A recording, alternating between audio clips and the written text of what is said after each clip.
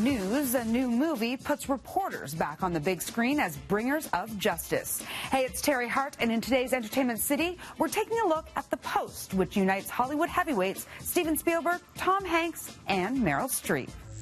Here, one here, wide, and then a single 1K. Let's talk about that triumvirate of Spielberg, Hanks, and Streep. Da-da-da. How does one wrap one's head around that? I didn't do well. She was better. I wasn't sleeping. I hadn't eaten. I do want to say about Meryl Streep. I think as an actor, you try to hit a note when you're playing a role, and like a couple times a decade, you hit a chord, and she's like an orchestra.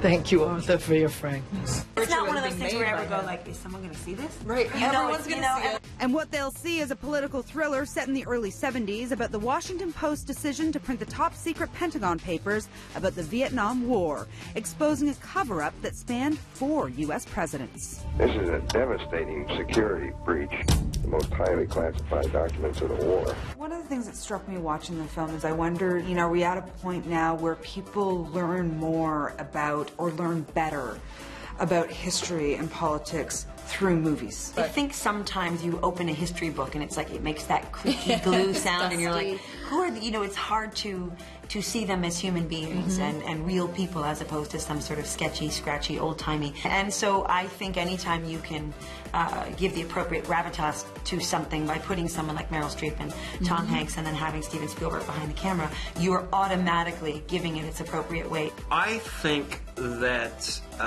Steven understands very well that it is much more powerful to get a point across through the experience of a story than by telling them in an essay. What will happen if we don't publish more? We will lose. The country will lose. You can experience that story for yourself when The Post hits theaters Friday. For Entertainment City, I'm Teri Hart.